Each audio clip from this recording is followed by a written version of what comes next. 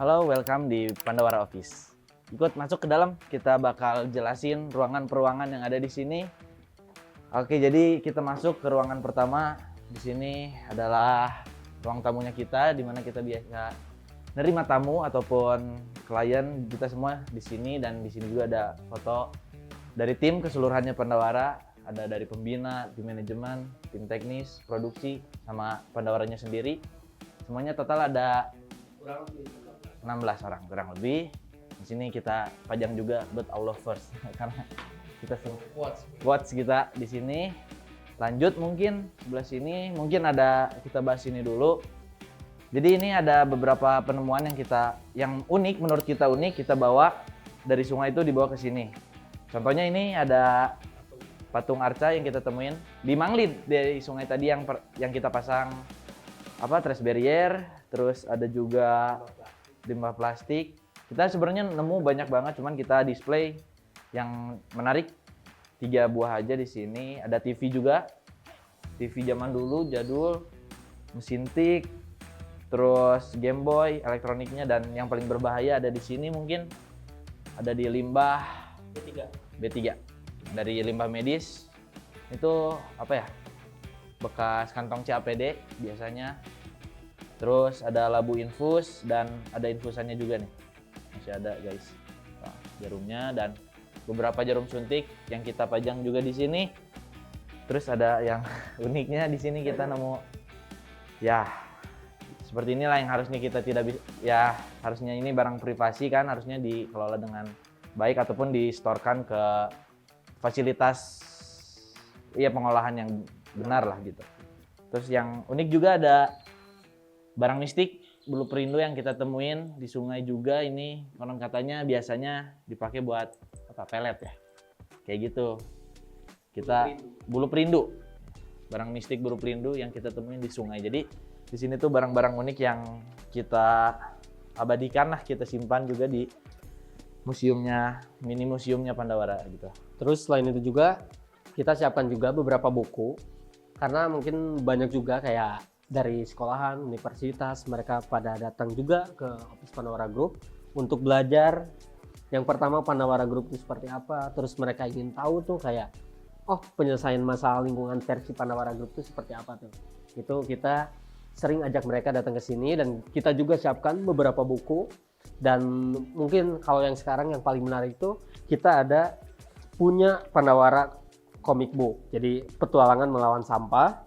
Jadi alur cerita Pandawara Group tuh kayak gimana dan lain-lain, itu kita jelaskan di sini. Dan terus nextnya lanjutnya ini ada history space. Yang pertama ini lebih ke perkenalan kita masing-masing. Kayak ada Gilang, terus Rapli, Isan, Rifki, sama aku sendiri, Agung. Kita tuh siapa sih?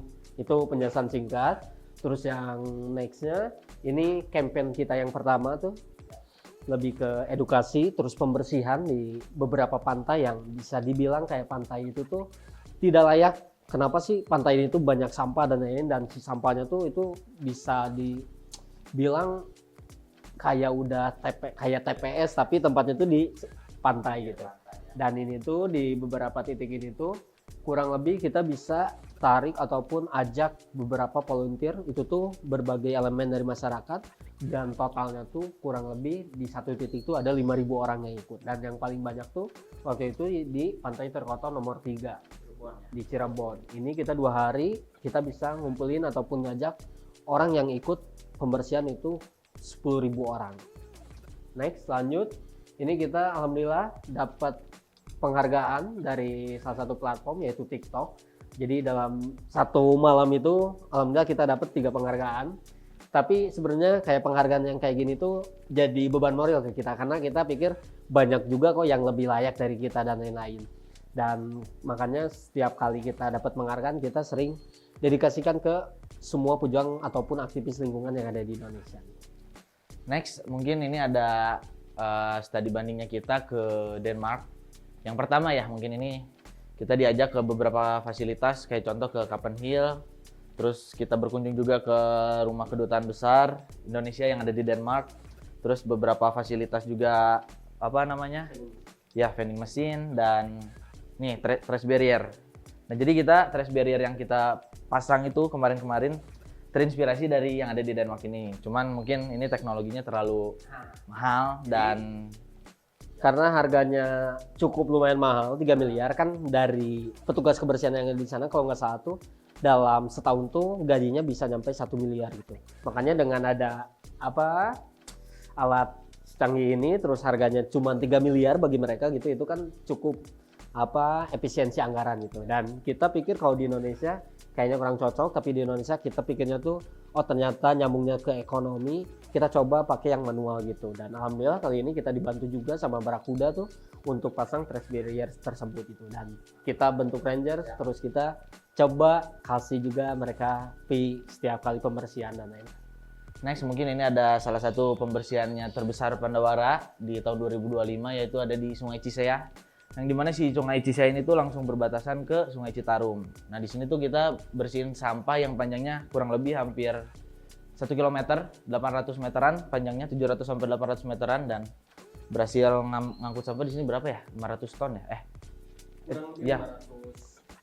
Ya, kurang lebih segituan. Kita bersihin di sini 7 hari, full 7 hari dari pagi sampai sore. Ini juga jadi jawaban kenapa Pandawara Group pilih beberapa titik yang kita adopsi sungai itu kayak yang tadi itu dipasang kayak Manglin, ataupun yang sebelum-sebelumnya tuh, ataupun yang saat ini kita juga pasang tuh kayak di Cioray.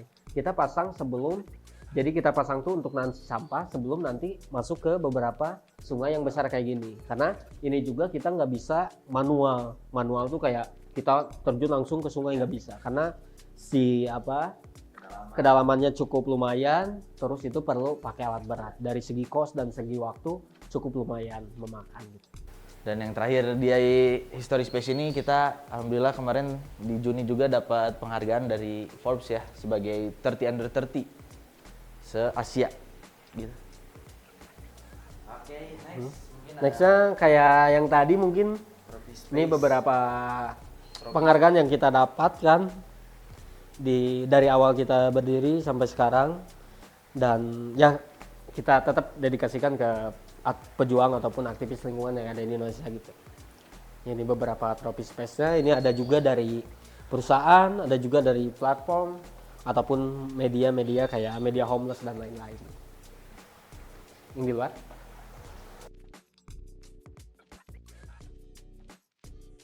Ini bisa dilihat kayak kecil kan?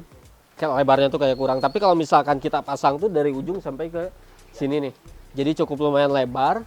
Nah, ini tuh di depannya tuh ada conveyor belt, cuman si conveyornya nggak kita pasang, si conveyornya tuh. Jadi ini bisa nanti otomatis, dan ini tuh diperlukan untuk beberapa sungai yang cukup besar dan cukup dalam si Nah, ini membantu kita untuk membersihkan sungai-sungai yang agak besar. jadi contohnya seperti ini conveyornya di depan, ini nanti ditarik tuh sama si conveyor ini sampahnya, dan ini tuh bisa jadi tempat untuk nyimpen sampahnya gitu. Jadi bisa berapa? 2 sampai 3 ton ya. Kurang lebih 2 sampai 3 ton. Nanti kita juga pasang mesinnya agar bisa kita atur tuh mau kemana-kemananya tuh, karena kan kalau misalkan alirannya cukup deras itu agak repot juga sebenarnya tuh. Dan ini kurang lebih sama kayak yang di dalam. Ini beberapa hasil kita clean up yang kita display di sini untuk jadi pembelajaran buat orang-orang yang sering datang ke sini. Terus ada juga wear pack yang pertama kali kita pakai. Ini sobek tuh terkena kayak paku dan lain-lain yang kayak gitu. Ya, kebanyakan ranting.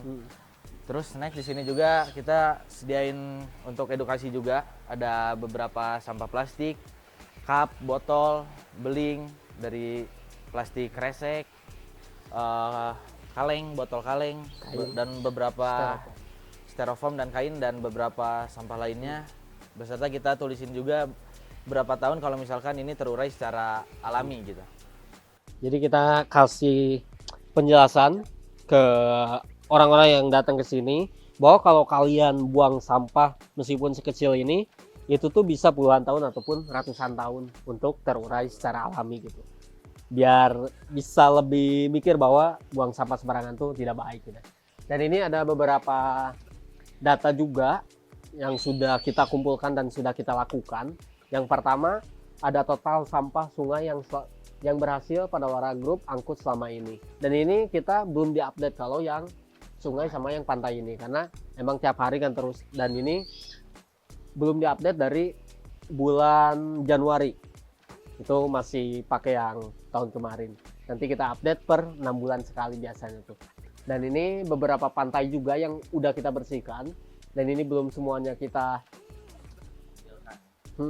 terus ada juga beberapa kayak berapa banyak sih orang yang ikut kegiatan di Panawara Group kayak di pantai ataupun sungai. Ini kurang lebih ada 28.248 volunteer yang sukarela dia ingin berkontribusi bareng Panawara Group. Dan terus ada juga beberapa local heroes. Ini bisa dibilang Panawara Impact. Ini ada di beberapa daerah yang ada di Indonesia. Terus yang paling kita gak nyangka tuh ada di beberapa negara ASEAN juga, kayak Vietnam, Malaysia, Thailand, dan lain-lain, Filipina. Dan selain itu juga kita jelaskan journey of plastik biar mereka lebih paham journey plastik itu seperti apa sih gitu. Ada yang sirkular dan ada juga yang emang orang tersebut tuh gak tahu tuh sirkular tuh seperti apa gitu, untungnya tuh seperti apa gitu, dan kita jelaskan gitu. Ada yang emang harus ke sungai dulu karena dibuang sampah sembarangan, terus baru diangkut, itu kan cukup lumayan memakan waktu dan cost gitu. Dan terus selain itu juga ada juga kita kasih tahu dulu cara mengelola sampah yang baik di rumah itu seperti apa. Ini kita terangkan. Terus ada juga tutorial composting. Terus ini ada juga beberapa program kita yang tadi tuh yang kita pasang trash barrier dari Barakuda, itu namanya tuh program dari Jaga Bumi ini. Dan terus ada juga Manarasa, ini kita lebih fokus ngasih beberapa fasilitas kebersihan, karena hampir di setiap daerah yang ada di Indonesia tuh mereka bukan gak mau buang sampah bener gitu, tapi kadang juga di daerah tersebut tuh nggak ada fasilitas kebersihan yang memadai. Makanya waktu itu alhamdulillah di salah satu daerah yang ada di daerah Kabupaten Bandung, kita kasih satu RW tuh satu gerobak sampah untuk mobilisasi pengangkutan sampah, dan kita juga kasih beberapa kayak sapu dan lain. Terus kita kasih cara juga gimana caranya pilih-pilih sampah itu seperti apa gitu. Terus ada juga Pancaranata. Selain Pancaranata ada juga Ajaraksa dan Jaga Nadara gitu. Yang terakhir di belakang ini kita punya fasilitas recycle kecil-kecilan, home industry. Nah, di sini kita bisa mengolah beberapa jenis plastik. Contohnya kayak PP dan HDPE itu bisa kita olah di sini. Jadi buat orang-orang yang mau setor sampah, kita kumpulin dulu di sini sebelum nantinya kita bersihkan. Nah, setelah dibersihkan kita bisa langsung cacah di alat shredder ini, teman-teman. Nah, ini alat shreddernya. Kebetulan hari ini kita lagi gak produksi, jadi shreddernya nanti kita dari plastik yang sudah dikumpulkan dan dibersihkan kita masukkan ke shredder dan menjadi bubuk seperti ini yang kita pisahkan sesuai warna untuk ya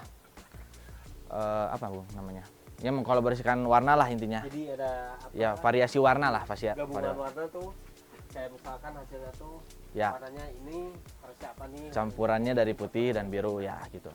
Jadi simpelnya dari tutup botol bekas dan botol-botol bekas ini kita cacah, haluskan jadi seperti ini, dan kita cetak jadi beberapa gantungan kunci dan tatakan gelas. Mungkin aku bisa kasih lihat contohnya teman-teman, hasil recyclingan kita di sini. Nih hasilnya mungkin ada beberapa bentuk. Kita punya beberapa bentuk cetakan. Ada tatakan gelas juga. Ya, dan beberapa gantungan kunci. Seperti itu. Selain itu juga, jadi alhamdulillah tiap hari itu karena ini menarik nih untuk anak-anak, kan kita juga untuk menyelesaikan masalah lingkungan kita juga harus bertaruh di aset masa depan kan, kayak anak-anak tuh, karena mereka juga generasi penerus bangsa tuh. Kita ingin mereka tuh paham tuh, dan alhamdulillah saat ini tuh mereka sering store tuh tiap hari tuh kurang lebih dalam sehari itu 15 sampai 20 orang anak tuh mereka yang setor sampah kayak sampah-sampah plastik yang kayak gitu, terus pengen ditukar kayak jadi keychain ataupun misalkan tatakan gelas. Tapi biasanya tatakan gelas tuh mereka disuruh sama orang tuanya tuh atau enggak ibunya gitu. Dan ini kan beberapa storan mereka tuh, dan kita sering kasih tahu juga mereka kayak yang kita terima tuh apa sih, sampah apa aja, HDPE, PP misalkan. Dan mereka tuh jadi mengerti tuh, oh HDPE tuh ini, oh PP tuh ini gitu. Jadi sedikit demi sedikit mereka mulai paham kalau misalkan kita edukasinya tuh masuk ke mereka gitu. Dalam artian masuk tuh kita bisa tahu apa yang mereka mau tuh gitu kan. Kayak bentuk-bentuk keychain dan lain-lain gitu. Dan terakhir, selain mesin recycle kita juga coba untuk buat composting. Ini kita baru nyoba dan semoga berhasil. Kalau misalkan nanti berhasil nih di composting ini, kita akan duplikasikan di beberapa daerah ataupun di beberapa tempat yang sering kita kunjungi gitu. Jadi kurang lebih seperti itu kantor Pandawara Group. Gimana, Rapli? Oke, mungkin cukup sekian yang bisa kita jelaskan, dan mungkin buat kalian teman-teman juga di sana yang ingin datang ke kantor Pandawara, kalian bisa langsung hubungi aja Instagramnya Pandawara Group. Dan terima kasih.